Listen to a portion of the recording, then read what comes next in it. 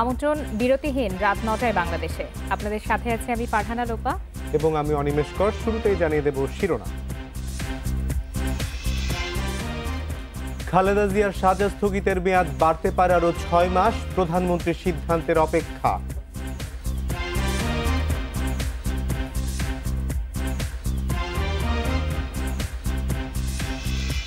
UNO ওয়াহিদার অবস্থা সংকটাপন্ন। অস্ত্রোপচার রাতে ফুটেজ দেখে হামলাকারী আটকের চেষ্টা।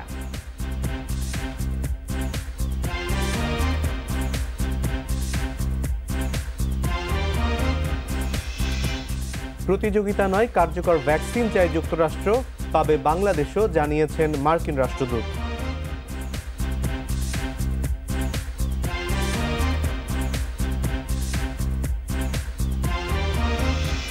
শুনছিলেন শিরোনাম, এবার জানিয়ে দেব পুরো খবর।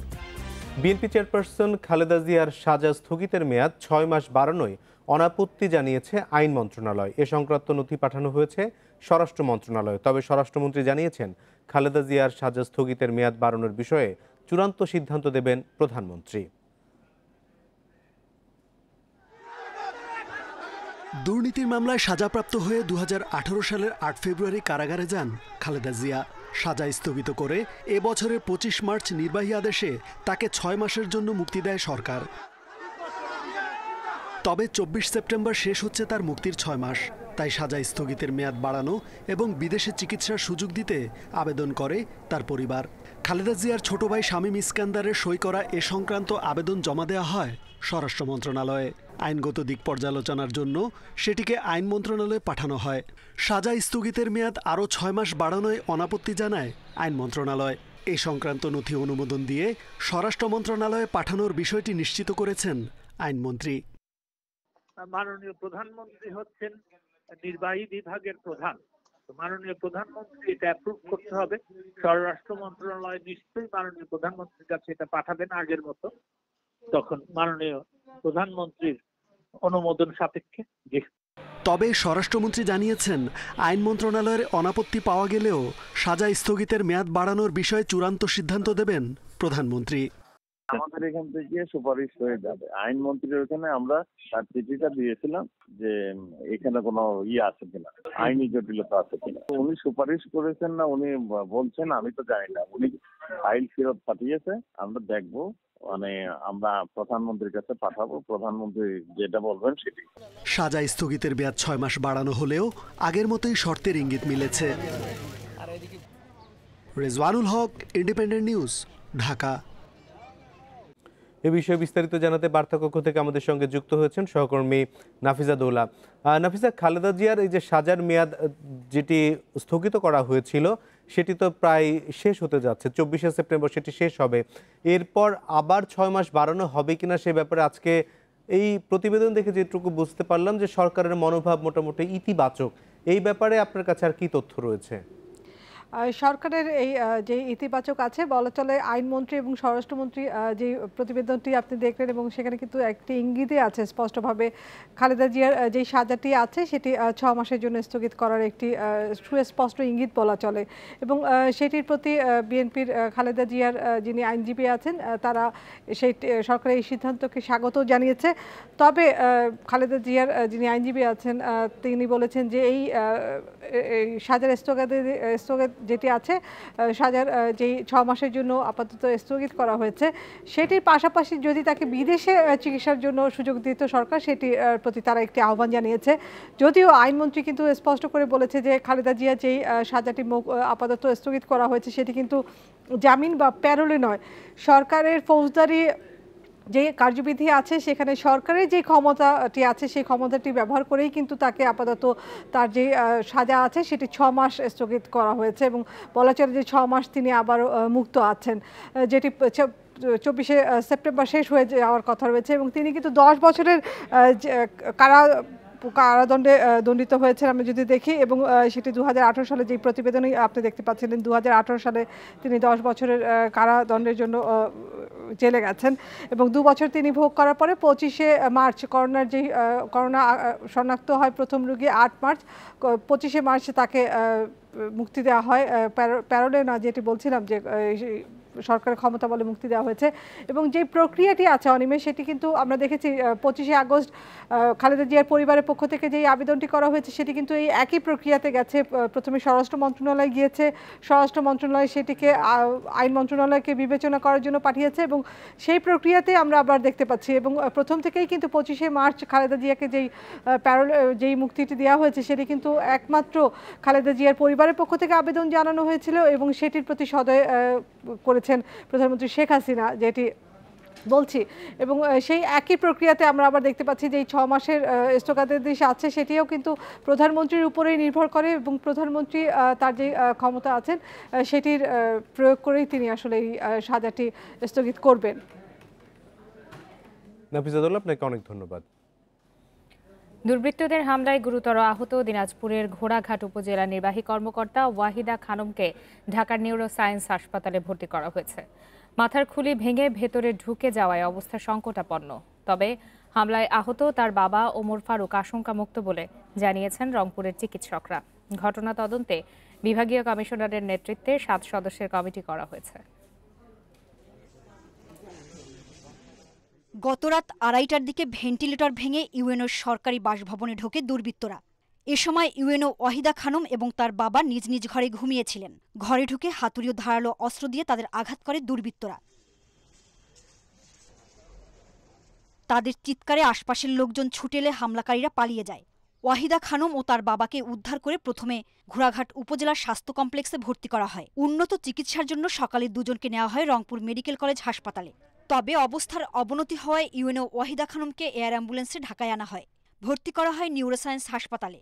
মাথায় যে কোনো একটা কিছু দিয়ে ভারী জিনিস দিয়ে আঘাত করেছে, যেটার কারণে ওনার মাথার ফুলির হাড্ডিটা ভেঙে গেছে। ভেঙে গিয়ে এটা ভিতরে ঢুকে গিয়ে ব্রেইনের উপরে চাপ তৈরি করছে প্রচণ্ড রকম এবং ভিতরে রক্তক্ষরণ হয়েছে, ব্রেইনের ভিতরে রক্তক্ষরণ হয়েছে। আঘাতটা অনেক জটিল এবং অনেক কঠিন এবং ওনাকে গুরুতর। আমরা রুগীটা আসার পরে প্রাথমিকভাবে আমরা এখানে একটু দেখার পরে আমরা ওনার কন্ডিশন এবং আরও সব বিবেচনা করে আমরা আইসিইউতে শিফট করি। হামলার ঘটনায় আতঙ্কিত এলাকার লোকজন। হামলার সঙ্গে জড়িতদের দ্রুত গ্রেপ্তারের দাবি জানান তারা। এটা আসলে ডাকাতির উদ্দেশ্যে এই জিনিসটি করা হয়নি, এটা যেটা হয়েছে হত্যার উদ্দেশ্যে।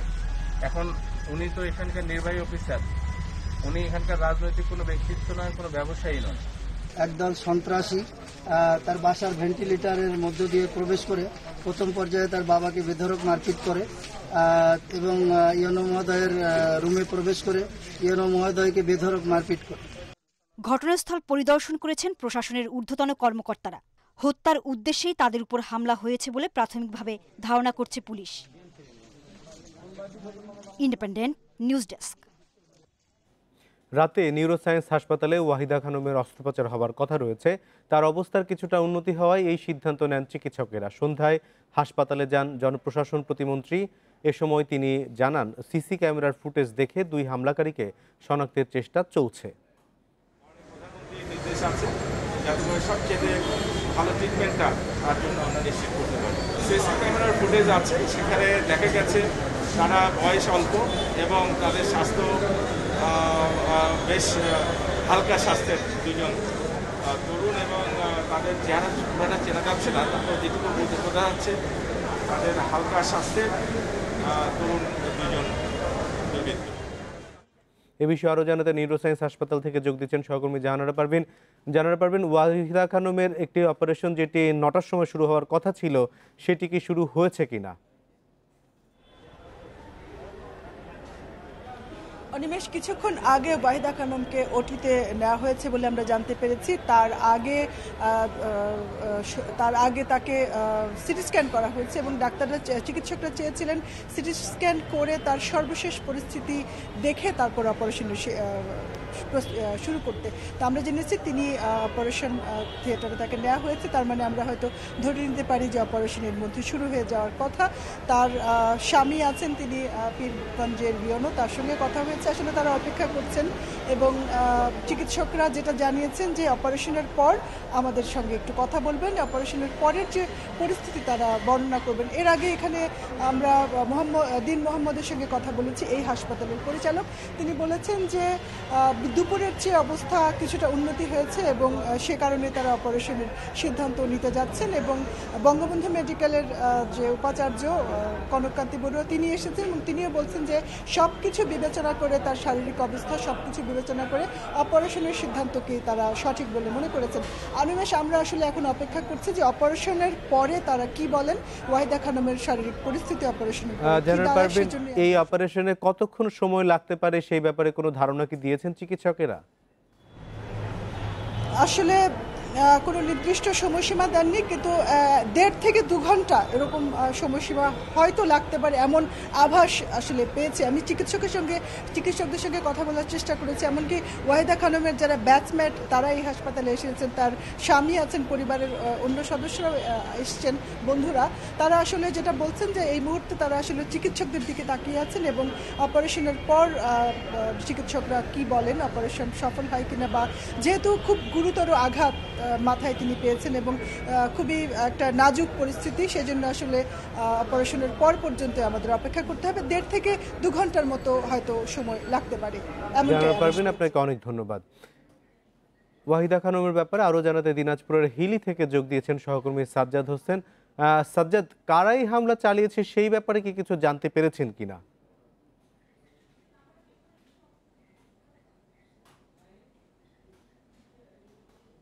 জি, আপনাকে ধন্যবাদ।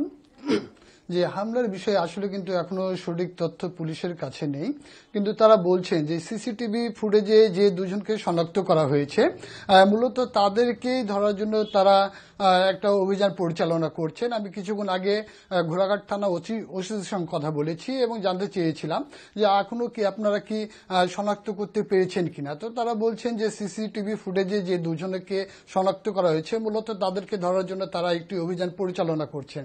আরেকটি বিষয় আপনাকে বলি যে ওয়াহিদা খানম যে নির্বাহী কর্মকর্তা ছিলেন, সাধারণ মানুষের কাছে তার কিন্তু আলাদা একটি ইমেজ ছিল। আমি সাধারণ মানুষের সঙ্গে কথা বলেছি এবং জানতে চেয়েছিলাম যে আসলে কোনো শত্রুতা বা কোনো জেদ থাকতে পারে কিনা। তো তারা বলছেন যে ওয়াহিদা খানম যে রয়েছেন ইউনো, তিনি হচ্ছেন একজন জনবান্ধব কর্মকর্তা। তিনি কিন্তু আসলে বলা যায় যে সাধারণ মানুষের মন কিন্তু একটা জয় করে রেখেছেন কিন্তু এখানে। তো যারা আক্রমণ করেছে আসলে তাদের ব্যাপারে এখনো প্রশাসনও কিন্তু সঠিক তথ্য দিতে পারছে না যে কারা করছে এখানে। তবে সাধারণ মানুষ মনে করছে এখানে যে দুর্বৃত্ত যারাই হোক না কেন প্রশাসনকে কিন্তু এই হামলাকে কোনো ছাড় দেওয়ার মানে হয় না। যত দ্রুত হোক এই হামলাকারীকে কিন্তু তাদেরকে আটক করতে হবে প্রশাসনকে। তার কারণ যদি এই মামলা যদি এই যে অবস্থা যে হামলাকারীরা যদি কোনো কারণে যদি পার পেয়ে যায় তারপরে কিন্তু দেখা যাবে যে একের পর এক ঘটনা কিন্তু ঘটতেই থাকবে এখানে। যে বিষয়টা আপনাকে আমি বলতে চাই যে উপজেলা প্রশাসন যেখানে কিন্তু সার্বক্ষণিক নিরাপত্তা থাকার কথা এবং ওয়াহিদা খানম যে বাসাতে থাকেন সেটা কিন্তু উপজেলার মধ্যে এবং সরকারি বাসা সেখানে এবং একজন গার্ড সেখানে কিন্তু সার্বক্ষণিক কিন্তু তার বিষয়টি আমরা বুঝতে পেরেছি। জনপ্রশাসন প্রতিমন্ত্রী আমাদের জানিয়েছেন নিরাপত্তা ব্যবস্থা বাড়ানোর ব্যাপারে তারা ব্যবস্থা নিচ্ছেন। আপনাকে অনেক ধন্যবাদ আমাদের সঙ্গে তথ্যগুলি জানিয়ে দেওয়ার জন্য। ঢাকার ধামরাইয়ে একটি বেসরকারি টেলিভিশনের প্রতিনিধি জুলহাস উদ্দিনকে রাস্তায় কুপিয়ে হত্যা করা হয়েছে। পরে 2 হামলাকারীকে ধরে পুলিশে দেন স্থানীয়রা। পুলিশ জানায় তারা হলেন জুলহাসের স্ত্রী সোমা আক্তারের আগের স্বামী শাহিন মিয়া ও তার সহযোগী মোয়াজ্জেম। স্বজন ও স্থানীয়রা জানায় দুপুরে রাজধানী থেকে ধামরাইয়ের 12 বাড়িয়া বাস স্ট্যান্ড পৌঁছান জুলহাস। বাস থেকে নামার পরপরই পেছন থেকে তাকে ছুরিকাঘাত করে 2 হামলাকারী। তিনি দৌড়ে কিছু দূর গিয়ে মাটিতে লুটিয়ে পড়েন। হামলাকারীরা তাকে এলোপাথারি কোপাতে থাকে। এ সময় তাদের আটক করে স্থানীয়রা।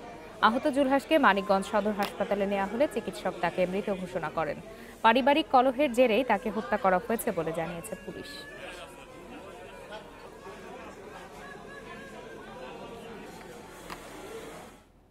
মানি লন্ডারিং মামলায় রিজেন্ট হাসপাতালের চেয়ারম্যান মোহাম্মদ শাহেদ ও তার প্রধান সহযোগী মাসুদ পারভেজের 8 দিনের রিমান্ড মঞ্জুর করেছে আদালত।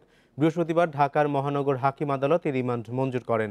গত 25শে আগস্ট উত্তরা পশ্চিম থানায় এই মামলা করে পুলিশের অপরাধ তদন্ত বিভাগ সিআইডি। এজাহারে বলা হয় শাহেদ জানুয়ারি থেকে জুলাই পর্যন্ত প্রতারণা করে 7,90,00,000 টাকা হাতিয়ে নেন। এছাড়া করোনার ভুয়া পরীক্ষা এবং জাল সনদ দিয়ে হাতিয়ে নেন আরও 3,11,00,000 টাকা। শাহেদের সম্পত্তি রক্ষণাবেক্ষণের প্রমাণ মিলেছে তার প্রধান সহযোগী মাসুদ পারভেজের বিরুদ্ধে।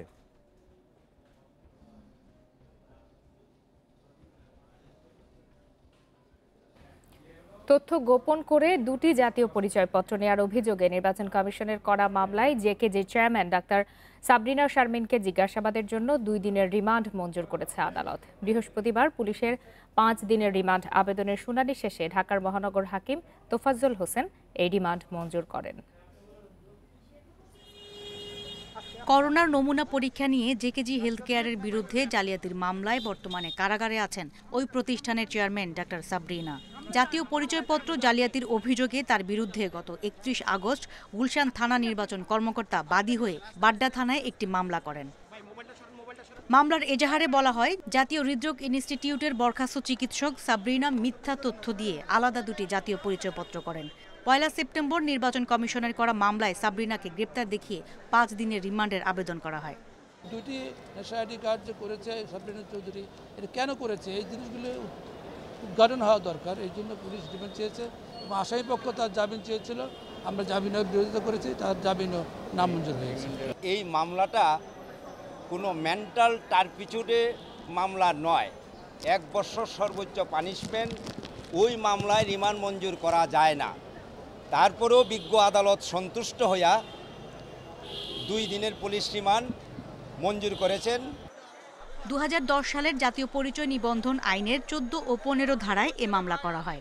14 ধারায় মিথ্যা তথ্য দেওয়ার অভিযোগ প্রমাণিত হলে সর্বোচ্চ 1 বছরের কারাদণ্ড এবং 20,000 টাকা অর্থদণ্ডের বিধান রয়েছে। আর 15 ধারায় একাধিক জাতীয় পরিচয়পত্র নেওয়ার অভিযোগ প্রমাণিত হলেও রয়েছে একই শাস্তির বিধান। ডক্টর সাবরিনার জাতীয় পরিচয়পত্র আপাতত অকার্যকর রয়েছে বলে জানিয়েছে নির্বাচন commission. Afroza Khatun, independent news, Dhaka. দেশে নমুনা পরীক্ষা বিবেচনায় করানো শনাক্তের হার কমে 15% নিচে নেমে এসেছে। বৃহস্পতিবার দুপুর পর্যন্ত গত 24 ঘন্টায় 14,442 জনের নমুনা পরীক্ষায় শনাক্ত হয়েছে 2,158 রোগী। শনাক্তের হার 14.96। স্বাস্থ্য অধিদপ্তরের বিজ্ঞপ্তিতে জানানো হয়, করোনায় মারা গেছেন আরও 32 জন। এ নিয়ে মোট প্রাণহানি 4,383 জনের। এ পর্যন্ত মোট শনাক্ত 3,19,686 জন রোগী। আক্রান্তদের 78.30 ভাগই পুরুষ। এছাড়া করোনায় সুস্থতার হার 66.93%।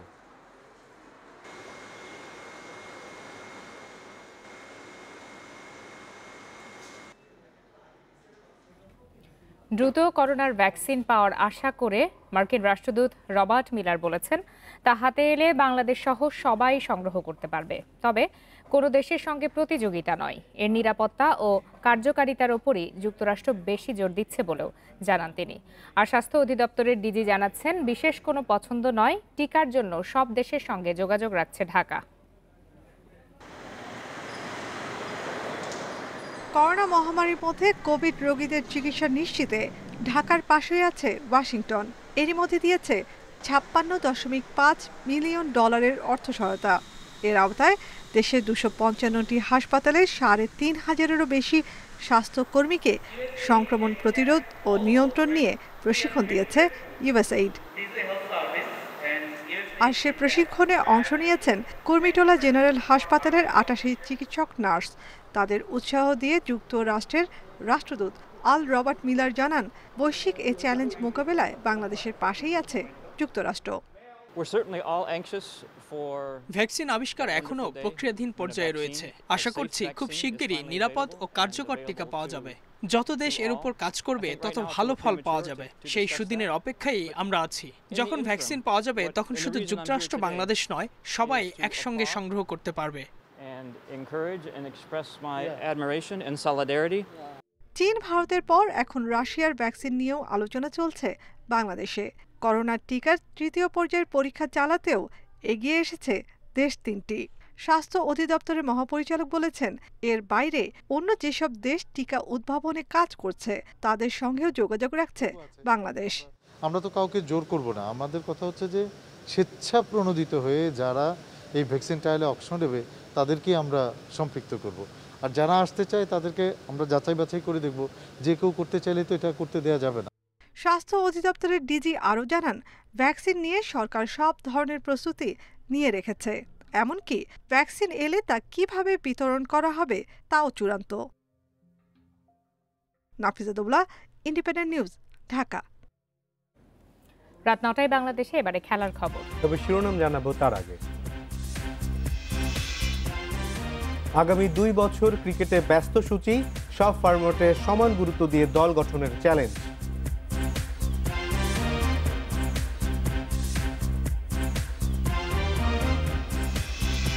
মেসির দল বদলে নতুন মোড়, বার্সায় থাকার সম্ভাবনা ৯০%, শিগগিরই আসবে সিদ্ধান্ত।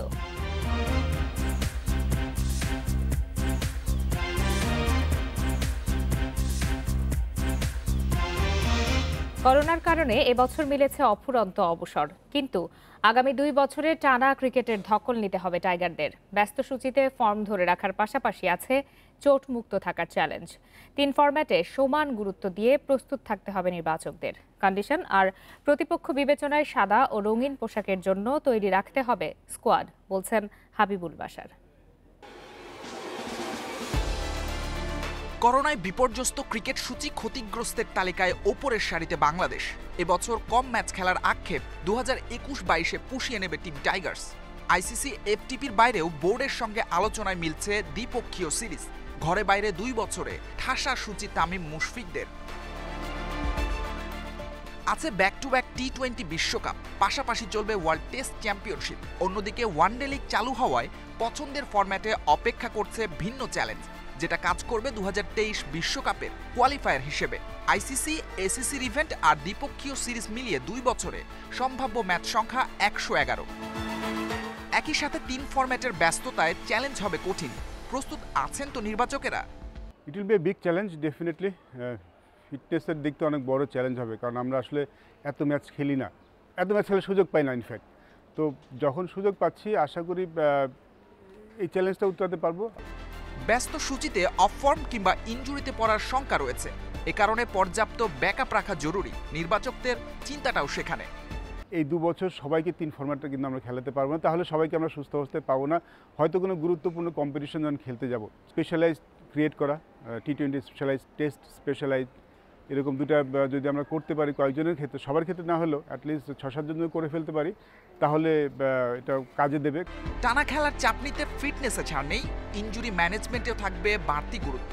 সেটা ঠিকঠাক হলে অন্তত দল গঠনে কমবে অস্বস্তি।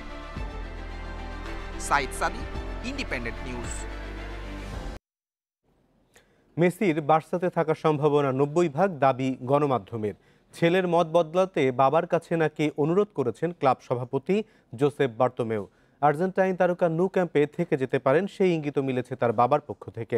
বুধবার কোনো সমঝোতা ছাড়াই শেষ হয়েছিল দুপক্ষের বৈঠক।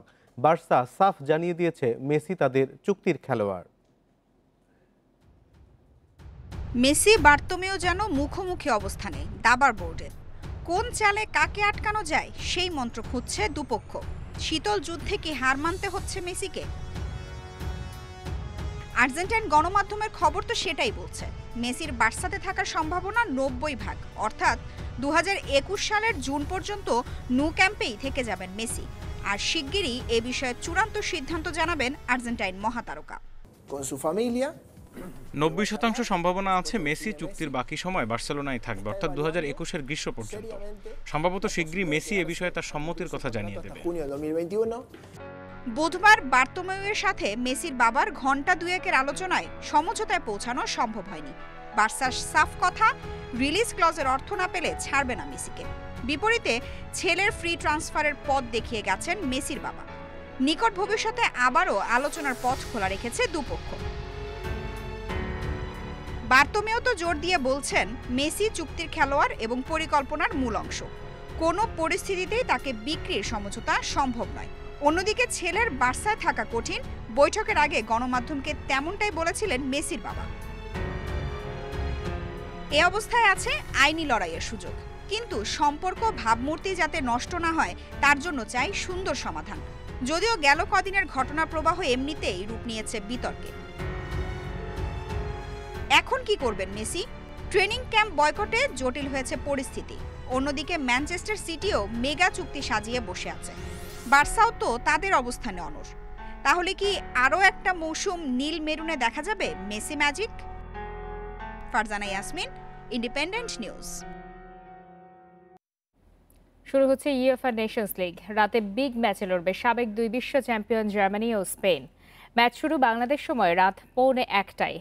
একই সময়ে ইউক্রেনের বিপক্ষে লড়বে সুইজারল্যান্ড। শেষ 11 ম্যাচে অপরাজিত স্পেন। প্রথম আসরে ক্রোয়েশিয়ার কাছে থেমেছিল লা রোহাদের শিরোপা স্বপ্ন। এবার তারুণ্য নির্ভর দল নিয়ে বাজিমাতের লক্ষ্য স্পেনের। অভিষেক হতে পারে Ansu Fati, Eric Garcia, Ferran Torres ও অস্কার রদ্রিগেসের। অন্যদিকে ধুঁকতে থাকা জার্মানি ছন্দে ফিরতে শুরু করেছে। শেষ 8 ম্যাচে 7 জয়ে আত্মবিশ্বাস বাড়িয়ে রেখেছে ওয়াকিম লোভের দল। স্পেনের কঠিন পরীক্ষায় নয়ার, কিমিচ, গ্যানাব্রি এবং গোরেৎজা থাকছেন বিশ্রামে। সুইজারল্যান্ড ইউক্রেনকে নিয়ে অনেকটাই ডেথ গ্রুপে 2 বিশ্ব চ্যাম্পিয়ন। কঠিন সমীকরণ সহজ করতে প্রথম ম্যাচে জয় চাই 2 দলই।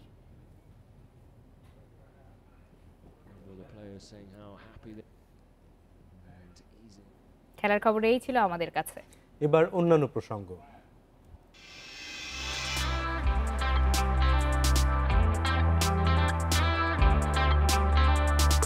করোনার কারণে অর্ধেকে নেমে এসেছে রিকন্ডিশন গাড়ি বিক্রি।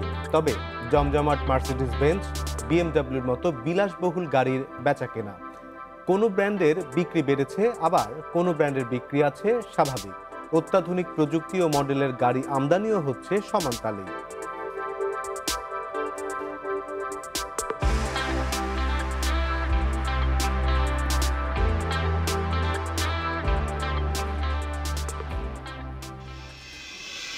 এ নিয়ে প্রতিবেদন থাকছে সংবাদের শেষ অংশে। ঢাকা 5 এবং নওগাঁ 6 আসনের উপনির্বাচনের ভোট গ্রহণ 17 অক্টোবর। ভোট গ্রহণ করা হবে ইভিএমে। বৃহস্পতিবার বিকেলে 2 আসনের তফসিল ঘোষণা করেন নির্বাচন কমিশন সচিব মোহাম্মদ আলমগীর। ইসি সচিব জানান 17 সেপ্টেম্বর পর্যন্ত মনোনয়নপত্র জমা দিতে পারবেন প্রার্থীরা। 20 সেপ্টেম্বর বাছাই, 27 সেপ্টেম্বর পর্যন্ত প্রার্থিতা প্রত্যাহার করা যাবে। নির্বাচনী প্রচার ও ভোট গ্রহণে স্বাস্থ্যবিধি মানার নির্দেশ দেওয়া হয়েছে। গত 6 মে আওয়ামী লীগের সংসদ সদস্য হাবিবুর রহমান মোল্লার মৃত্যুতে ঢাকা 5 এবং 28 জুলাই একই দলের ইসরাফিল আলমের মৃত্যুতে নওগাঁ 6 আসন শূন্য ঘোষণা করা হয়।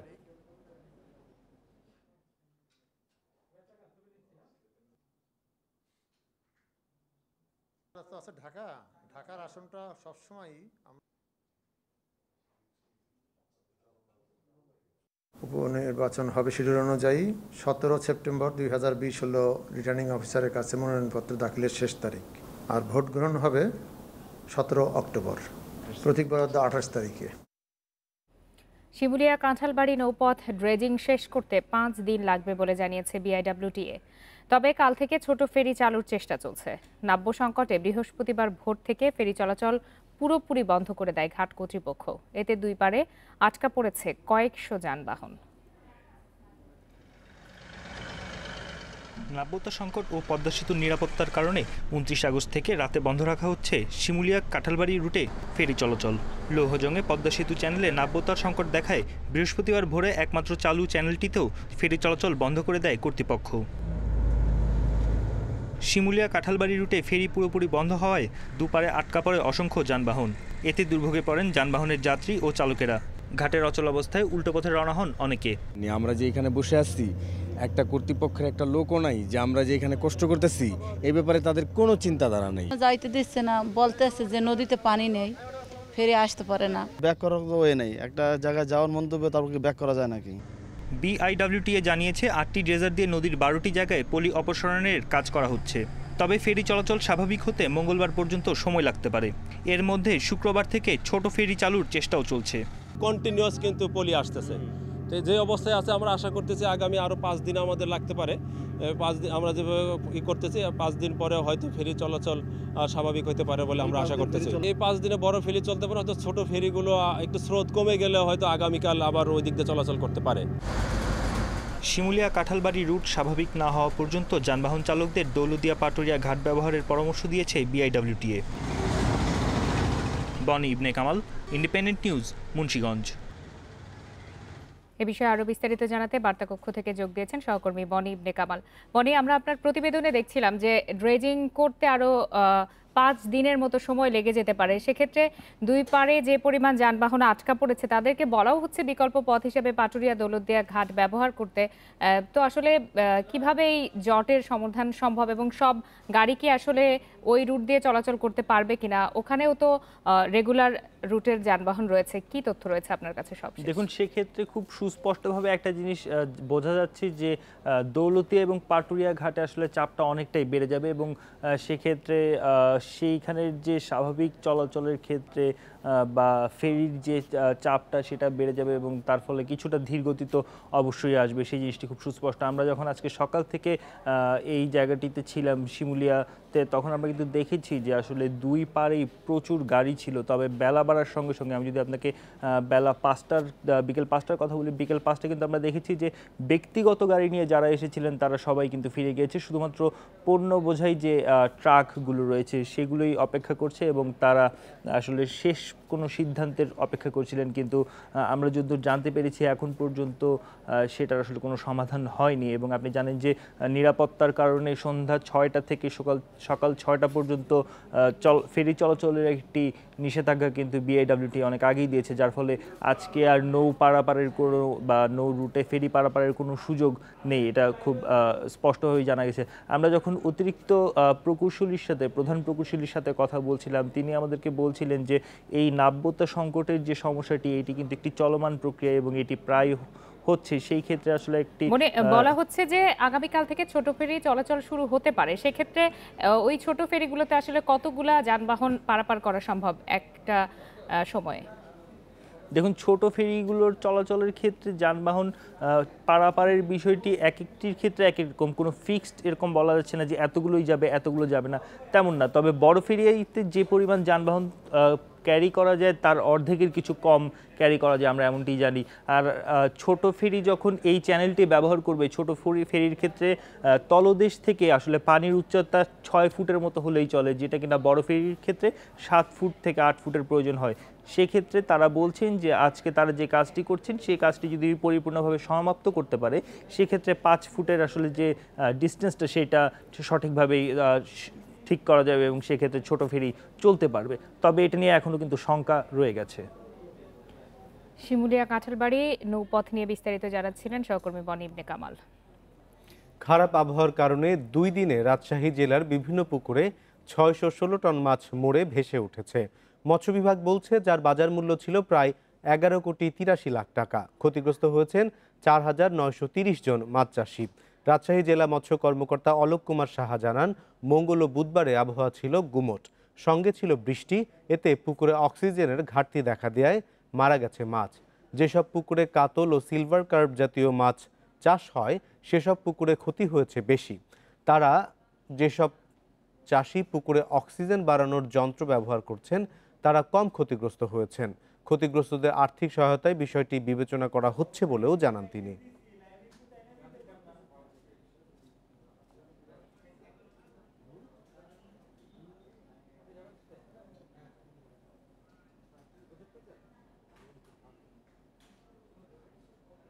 এ বিষয়ে আরো জানাতে রাজশাহী থেকে যুক্ত হচ্ছেন সহকর্মী মাইনুল হাসান। মাইনুল, আমরা দেখতে পেলাম যে অনেক মাছ মরে ভেসে উঠছে। এই মাছগুলি কি প্রতি বছরই এরকম হয় নাকি এবছর হঠাৎ করে এই ঘটনাটি ঘটেছে? আসলে জেলা মৎস্য কর্মকর্তা অলোক কুমার সাহার সাথে কথা বলার পরে তিনি বিষয়টি জানাচ্ছেন যে এই ধরনের ঘটনা প্রায় 20-30 বছরের মধ্যে এবার প্রথম রাজশাহী সহ, শুধু রাজশাহী না, রাজশাহীর আশপাশের উপজেলাতেও জেলাগুলোতেও একই ধরনের ঘটনা ঘটেছে। তিনি জানিয়েছেন যে মূলত পানিতে অক্সিজেনের পরিমাণ যখন কমে যায় সেক্ষেত্রে এই ধরনের ঘটনাগুলো ঘটে থাকে। এর অন্যতম কারণ হিসেবে তিনি বলছেন যে রাজশাহীতে এই ধরনের ঘটনা যেসব পুকুরে ঘটেছে সেগুলোর কারণ হিসেবে তিনি বলছেন যে মূলত আয়তনের তুলনায় বেশি সংখ্যক মাছ সেখানে করার একটি কারণ। সেই সাথে যে খাবারগুলো দেওয়া হয় সেগুলো খুব উচ্চ মাত্রা সম্পন্ন, এটি একটি কারণ। এছাড়া প্রাকৃতিকগত কারণে যেহেতু দিন আবহাওয়া গুমোট ছিল, বৃষ্টিপাত হয়েছে, সে কারণে পানির ভিতরের যে অক্সিজেনের মাত্রাটা সেইটি কিন্তু একেবারে কমে গেছে, যে কারণেই কিন্তু এই ধরনের মাছ মারা যাওয়ার যে মরে ভেসে ওঠার যে কারণে ঘটেছে। তবে রাজশাহী জেলাতে 616 মেট্রিক টন মাছ মরে ভেসে উঠেছে, যার টাকার অঙ্কে প্রায় 11,83 লক্ষ টাকা। এবং এই মাছগুলো ক্ষতিগ্রস্ত চাষির সংখ্যা হলো যে 4,930 জন।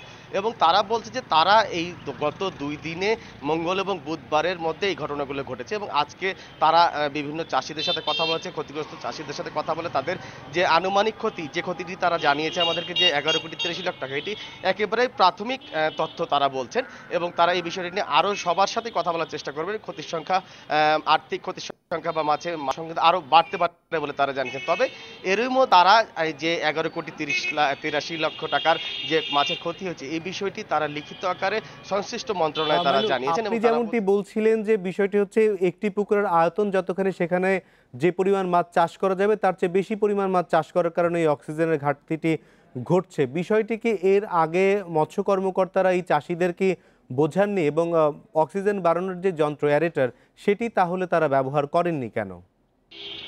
মৎস্য কর্মকর্তারা এই বিষয়ে বলেছেন তারা মূলত বিভিন্ন সময় যারা খামারি আছে তাদেরকে বিভিন্ন রকম পরামর্শ দিয়ে থাকেন, কিন্তু অনেক খামারি তারা আধুনিক পদ্ধতিতে মাছ এখনো চাষ শুরু করেনি, যে কারণে তারা অক্সিজেনের পরিমাণ বাড়ানোর জন্য যে অ্যারেটর যে যন্ত্র আছে সেইটি এখনো তারা ব্যবহার করছে না। এবং বিশেষ করে আরও একটি কারণ তারা বলছে বিভিন্ন সময়ে যেহেতু প্রয়োজন এই আয়তনের তুলনায় অধিক মাছ চাষ করা হচ্ছে সেক্ষেত্রে তারা বিভিন্ন সময় যেন জাল ফেলে যেগুলো প্রয়োজনীয় মাছ বা যেগুলো মাছ বড় বিক্রির উপযোগী সেগুলো যদি তুলে নেয় সেক্ষেত্রে এই ধরনের যে অক্সিজেন কমতির যে ঘটনা সেটি ঘটবে। তবে রাজশাহীর অধিকাংশ মাছ চাষিরাই কিন্তু এই ধরনের ঘটনা তারা ঘটায় না, তারা একেবারেই তাদের পুকুরে যে মাছগুলো চাষ করে একেবারেই তোলার চেষ্টা করে, যে কারণে মূলত আয়তনের তুলনায় মাছের সংখ্যা বেড়ে যায় এবং সেখানে অক্সিজেনের ঘাটতি দেখা দেয়।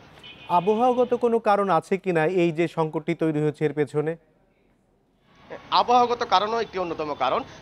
এখানে যে মৎস্য কর্মকর্তা অলোক কুমার শাহ তিনি বলছেন যেহেতু কয়েকদিন ধরেই আবহাওয়া গুমট আবহাওয়া ছিল এবং পানিতে আর্দ্রতা কমে যাওয়ার কারণে অক্সিজেনের মাত্রাও কমে গেছে, এইটি একটি আবহাওয়া কিন্তু অন্যতম কারণ মাছের অক্সিজেনের মাত্রা কমে যাওয়ার। মাইনুল হাসান, আপনাকে অনেক ধন্যবাদ। দিল্লি বৈঠকে সীমান্তে প্রাণঘাতী অস্ত্র ব্যবহার বন্ধের সিদ্ধান্তের 9 বছর পরও পরিস্থিতি রয়ে গেছে অভিন্ন। গত 6 মাসে বিএসএফ এর গুলিতে প্রাণ গেছে 24 বাংলাদেশির। ঢাকায় 13 থেকে 18 সেপ্টেম্বরের বিজিবি বিএসএফ এর বৈঠক প্রসঙ্গ টেনে স্বরাষ্ট্রমন্ত্রী জানিয়েছেন এবারও সীমান্ত হত্যা বন্ধের ওপরই জোর দেবে বাংলাদেশ। তবে মানবাধিকার কর্মীদের দাবি এসব হত্যাকাণ্ডের দ্বিপাক্ষিক তদন্ত করতে হবে। সীমান্ত হত্যা শূন্যে নামিয়ে আনার প্রতিশ্রুতিতে বিজিবি বিএসএফ এর মহাপরিচালক পর্যায়ের সবশেষ বৈঠকটি হয় নয়াদিল্লিতে গত বছরের 27 ডিসেম্বর। এর 1 মাসের মাথায় শুধু জানুয়ারিতেই বিএসএফ এর গুলিতে মারা যান 12 বাংলাদেশি। করোনার শুরুতে মার্চে সীমান্ত হত্যা শূন্যে থাকলেও এপ্রিলে প্রাণহানি 4 জনের। মানবাধিকার সংগঠন আইন ও সালিশ কেন্দ্রের জরিপ বলছে গত 6 মাসে বিএসএফ এর গুলিতে নিহত হয়েছেন 24 বাংলাদেশি, নির্যাতনের শিকার 16 জন। আর 2019 সালের জরিপে মিলেছে 43 প্রাণহানির তথ্য। 2013 সাল থেকে এবছরের জুলাই পর্যন্ত নিহতের সংখ্যা 242। যে সমস্ত মানুষ হত্যাকাণ্ডের শিকার হচ্ছে তারা নিরস্ত্র, আর সর্বশেষ যে বিষয়টি তারা বলার চেষ্টা করছেন যে ভারতের অভ্যন্তরে ঘটনাগুলি ঘটছে, বিষয়টি তেমন না। যদি ভারতের অভ্যন্তরে একজন ইল্লিগালি প্রবেশ করে তাকে তো হত্যা করার দরকার নেই। এই ক্ষেত্রে এই ধরনের হত্যাকাণ্ড চলতে দেওয়া উচিত না ভারতের পক্ষে। আর একটা হচ্ছে এই ধরনের ঘটনা ঘটার সাথে সাথে দ্বিপাক্ষিক তদন্ত হওয়া দরকার। এ অবস্থার মধ্যেই 13 সেপ্টেম্বর 12 সদস্যের প্রতিনিধি দল নিয়ে 6 দিনের ঢাকা সফরে আসছেন বিএসএফ এর নতুন মহাপরিচালক রাকেশ আস্তানা। ঢাকার পিলখানায় মহাপরিচালক পর্যায়ের বৈঠকে অংশ নেওয়ার পাশাপাশি সিলেট সহ কয়েকটি সীমান্ত এলাকাও পরিদর্শন করবেন তারা। এবারের বৈঠকে অরক্ষিত সীমান্তে কাঁটা তার দেয়া সহ অপরাধ দমনের বিষয়টি তুলবে ভারত। আর ঢাকার পক্ষে যথারীতি গুরুত্ব দেওয়া হবে সীমান্ত হত্যা বন্ধে। লেথাল উইপেন্সগুলো যাতে না ইউজ হয়, বিজিবি এবং বিএসএফ এর যে মিটিংটা হবে এই প্রসঙ্গটা নিশ্চয়ই প্রাধান্য পাবে। তারা যেইভাবে কাঁটাতারের বেড়া দিতে চেয়েছিল আমরা সেটা রাজি হতে পারিনি। কূটনৈতিক বিশ্লেষকরা বলছেন করোনা মহামারীর মধ্যেও 2 প্রতিবেশী সীমান্তে হত্যা বাড়া উদ্বেগের। তাদের মতে এ প্রশ্নে ঢাকা যত সোচ্চার হবে ততই সক্রিয় হবে নয়াদিল্লি। রাজনৈতিক সদিচ্ছাটা যদি থাকে এবং সুনির্দিষ্ট নির্দেশনা যদি মাঠ পর্যায়ে থাকে তাহলে এই ঘটনাগুলো এড়িয়ে যাওয়া সম্ভব। এবং তার যেহেতু অন্যান্য বিকল্পগুলো আছে সেই বিকল্পগুলো আমরা অনুসন্ধান করতে পারি। বাংলাদেশ ভারতের মধ্যে রয়েছে 4096 কিলোমিটারের সীমান্ত। 2011 সালে দিল্লি বৈঠকে যৌথভাবে সিদ্ধান্ত হয় সীমান্তে নিরস্ত্র বেসামরিক নাগরিক হত্যা বন্ধে প্রাণঘাতী নয় এমন অস্ত্র ব্যবহার করা হবে। তবে মাঠ পর্যায়ে এর কোনো বাস্তবায়ন নেই। Nafiza Daula, independent news, Dhaka.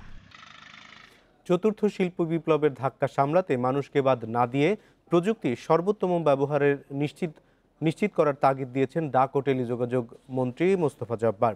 সকালে Dhaka chamber of commerce and industry DCCI আয়োজিত এক অনলাইন আলোচনায় যোগ দিয়ে কথা জানান তিনি। এ সময় চতুর্থ শিল্প বিপ্লবকে ভয় না পেয়ে দেশে কিভাবে এর প্রয়োগ করা যায় সেজন্য শিল্প মন্ত্রণালয়কে একসাথে কাজ করার আহ্বান জানান মন্ত্রী। সারা বিশ্বের তথ্য প্রযুক্তি খাতের পরিবর্তন, যন্ত্রপাতি পরিচালনায় কৃত্রিম বুদ্ধিমত্তার প্রয়োগ, রোবোটিক্স, কোয়ান্টাম কম্পিউটিংয়ের মতো বিষয়গুলো সূচনা করেছে চতুর্থ শিল্প বিপ্লবের। এই শিল্প বিপ্লব মানুষের জীবনমান উন্নয়নে কী ধরনের প্রভাব ফেলবে সেটি নিয়ে রয়েছে মতবিরোধ। চতুর্থ শিল্প বিপ্লব নিয়ে ডিসিসিআই এর আলোচনায় উঠে আসে ডিজিটাল প্রযুক্তির ব্যবহার মানুষের আয়ের পরিমাণ ও জীবনযাত্রার মান বাড়ালেও কমে যাবে শ্রমবাজারে কম দক্ষ শ্রমিকের চাহিদা। ওয়ার্ল্ড ইকোনমিক ফোরামের তথ্য মতে বাংলাদেশে চাকরি হারাবে 57 লাখ অদক্ষ শ্রমিক। তবে বিশেষজ্ঞরা বলছেন বাংলাদেশে প্রয়োজন মানুষকেন্দ্রিক প্রযুক্তিগত উন্নয়ন। ফোরাকতে ঠিক আছে একটা টার্মিনোলজি যেখানে অনেক এক্সিলারেটিং টেকনোলজিসের একটা কনফিউশন একটা ফিউশন হচ্ছে। সুতরাং আমাদের এখানে যেটা দরকার মানুষ কেন্দ্রিক টেকনোলজিক্যাল অ্যাডভান্সমেন্ট। আলোচনায় অংশ নিয়ে ডাক ও টেলিযোগাযোগ মন্ত্রী জানান অন্য দেশের ফর্মুলা নকল না করে বাংলাদেশের সাথে সামঞ্জস্য কী ধরনের নীতিমালা তৈরি করা যায় সেদিকে নজর দিতে হবে। বাংলাদেশে ফোর্থ ইন্ডাস্ট্রিয়াল রেভলিউশন কেমন করে প্রয়োগ করতে হয় আসেন তার নীতিমালা তৈরি করি, তার জন্য কি কর্মসূচি নেওয়া দরকার সেইটা আমরা তৈরি করি। মন্ত্রী আরও জানান ব্যবসার পরিবেশ সৃষ্টিতে ব্যবসায়ীদের সব ধরনের প্রযুক্তিগত সুবিধা দেয়া হবে। আমাদের যেসব ইন্ডাস্ট্রিয়াল জোনগুলো হচ্ছে যেমন সবচেয়ে বড়টা হচ্ছে মিরেশ্বরাইতে বঙ্গবন্ধু শিল্পনগরী, এই বঙ্গবন্ধু শিল্পনগরী সহ প্রত্যেকটি শিল্পনগরীতে আমরা 5G পর্যন্ত টেকনোলজি পৌঁছে দেব, ফ্রি ওয়াইফাই জোন পৌঁছে দেব।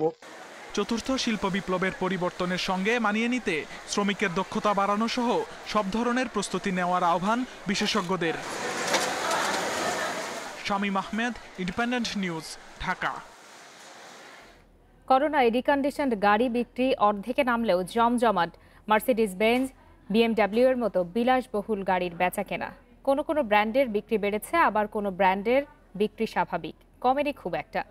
অত্যাধুনিক প্রযুক্তি ও মডেলের গাড়ি আমদানি হচ্ছে সমান তালে। জার্মান কোম্পানি ভক্সওয়াগন গ্রুপের বিলাসবহুল ব্র্যান্ড পোরশে গত বছরের শেষের দিকে সম্পূর্ণ বৈদ্যুতিক গাড়ি টাইকান 4S বাজারে আনে পোরশে।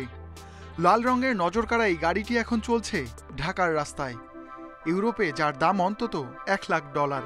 সপ্তাহখানেক আগে গাড়িটি বিক্রি করেছে কার হাউস ইম্পোর্টস। সপ্তাহের ব্যবধানে একই প্রতিষ্ঠান থেকে বিক্রি হয়েছে রেঞ্জ রোভার ব্র্যান্ডের এই বিলাসবহুল গাড়িটিও। নিরাপত্তার অজুহাতে ক্রেতার তথ্য জানাতে রাজি হয়নি বিক্রেতা প্রতিষ্ঠান। করোনার মধ্যেই তেজগাঁয়ে প্রোগ্রেস মোটরস ইম্পোর্ট লিমিটেডের শোরুমে যুক্ত হয়েছে অডি A6 ব্র্যান্ডের এই গাড়িটি, যার দাম $1,18 লাখ। যারা আমাদের ক্লায়েন্ট বেসিক্যালি তারা সাধারণত হয়তো বা সিচুয়েশন খারাপের কারণে তাদের হয়তো একটা গ্যাপ হচ্ছে, বাট গ্যাপটা আবার তারা কাভারও দিচ্ছে, ইকোনমি ভালো হচ্ছে, আস্তে আস্তে তো দাঁড়াচ্ছে, মার্কেট দাঁড়াচ্ছে বাংলাদেশের। এবছর র্যানকন মোটরসের মার্সিডিজ বেঞ্জ শোরুমে যুক্ত হয়েছে 7টি নতুন মডেল, যার বেশিরভাগই এসেছে করোনার মধ্যে। লকডাউন উঠে যাওয়ার পর জুলাইয়ে 8টি বিএমডব্লিউ বিক্রি করেছে এক্সিকিউটিভ মোটরস। গত মাসে অনলাইনে নতুন মডেলের একটি গাড়িও উদ্বোধন করেছে প্রতিষ্ঠানটি। অর্থনীতিবিদরা বলছেন করোনার আঘাতে সবার আয় সমানভাবে কমেনি। বিলাসবহুল পণ্যের এমন চাহিদায় অর্থনৈতিক বৈষম্যের ইঙ্গিতও দিচ্ছেন তারা। যাদের হাতে টাকা অনেক আছে তারা কিন্তু এই কোভিডে সেইভাবে বিপর্যস্ত হয়নি। যারা বিভিন্নভাবে ব্যাপক আয় করে থাকে, সেটা সৎপথে হতে পারে, অসৎপথেও হতে পারে, তারা কিন্তু তাদের জীবনযাত্রার মান ধরে রাখার চেষ্টা করছে। আমাদের পলিসি প্যাকেজগুলো আছে সেখানেও তাহলে এখন চিন্তা করতে হবে যে আমরা কিভাবে আরো বেশি সাধারণ মানুষের পক্ষে আমরা এই নীতিগত অবস্থানগুলোকে নিতে পারি। ব্যবসায়ীরা জানান বিলাসবহুল এসব গাড়ির আমদানি খরচ তেমন কমেনি, তবে অনেকে কম লাভে গাড়ি বিক্রি করায় দাম কিছুটা কমেছে। রুহুল আমিন। আর এই ছিল আজকের বিরতিহীন রাত 9টায় বাংলাদেশে। ইন্ডিপেন্ডেন্ট টেলিভিশনের সব খবর জানতে চোখ রাখুন ফেসবুক, ইউটিউব এবং টুইটারে। সাথে থাকার জন্য ধন্যবাদ।